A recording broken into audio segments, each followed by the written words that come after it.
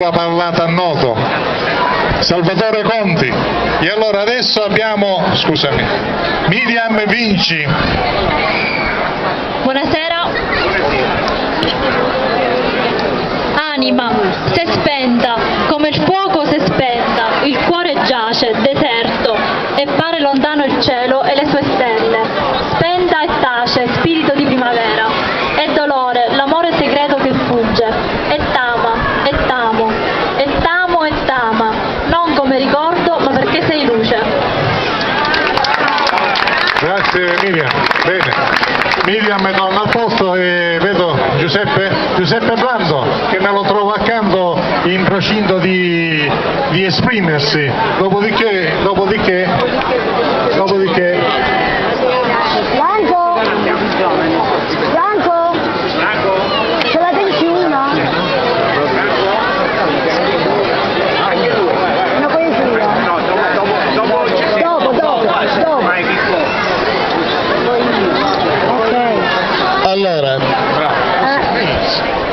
Allora, prima ho letto una poesia in italiano, ma siccome scrivo anche in siciliano. Ovvero ricco. Ovvero ricco. A stamattina vi voglio contare una storia che mi successe tempo fa. Mi trovavo a camminare per la via quando ho visto un piccirino che c'ancia. Sua madre era canto e ci diceva: perché c'anci figliuzzo, prendila mia. Un piccirino senza tagliarla ci rispondeva: mammuzza, ora tuo punto che capitavo. Aria per le mani un biscottino che tu mi runi ogni mattino. Io mo stavo mangiando con gran piacere. Ma visto un piccirino che non finiva di tagliare. Le rocce si capiva che meschinietto un biscottino ci appedettava assai, ma sua madre non poteva accattarlo e per questo non c'orava mai. Allora mi avvicinai lentamente, stoccai un biscottino mienzo a mienzo e con gran gioia ci lo resi prontamente.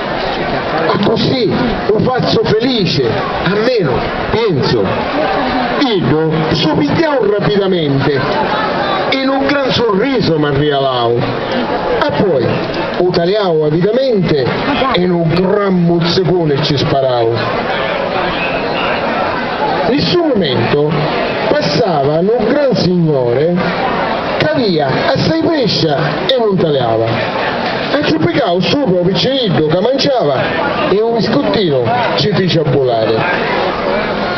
Oh signore, lo tagliavo malamente e ci disse con modo arrogante: invece di mangiare a mezza via, vado a travagliare, disgraziato, che state facendo carriera mia, che sogno lo signore altolocato. Pistavo un biscottino che aveva caruto, ci rese una pirata e se ne io. sì. Cambiamo pagina. Sì. Perché stai ciancendo, mammuzza mia? Ma quando cresco, ricco è diventare, per dare biscottini a tutti i piccerini della via. Non cianciare, figlio mio, non ti scantare, tu sei già ricco anche se non lo sai. Ricco non è quave sorda assai, ma come Mattia ha un cuore grande per tutto il mondo e la sorgente. Ritanno, magari io l'ho caputo, che un vero ricco spesso è malvestuto, perché a ricchezza sua ce la evidenza e arriva a tutti con crianza. Bello, Giuseppe Blando, ricco e quindi ricco e povero ricco.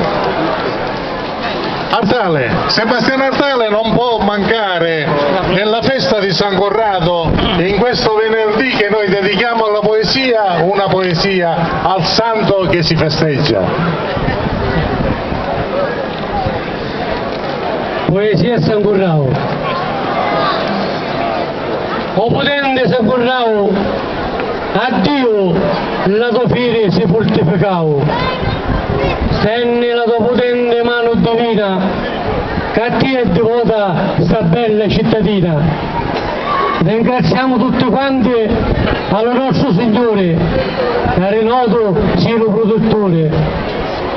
O Santo San Currao Confaloniere, per la fede cristiana siano gran cavaliere. Il suo corpo riposa nell'urna d'argento, dentro la sua anima e a Dio ricchezza dello firmamento. Quanta gente viene a Dio in processione, facendo la volontà di San Currao con tanta devozione. Di tutte le ricchezze si può spogliare e di Spirito Santo il suo corpo lo vuole profumare. Di tutto il mondo vanno alla cattedrale di Roma a visitare perché i miracoli di San Currao non se lo può scordare. Rispettiamo noto la nostra bella cittadina che la montagna vive fino alla notte marina. Ora ringraziamo il nostro Signore di tuo grande uomo che ne mannau e con bella fine e devozione gridano tutti: viva San Currao! Viva San Currao!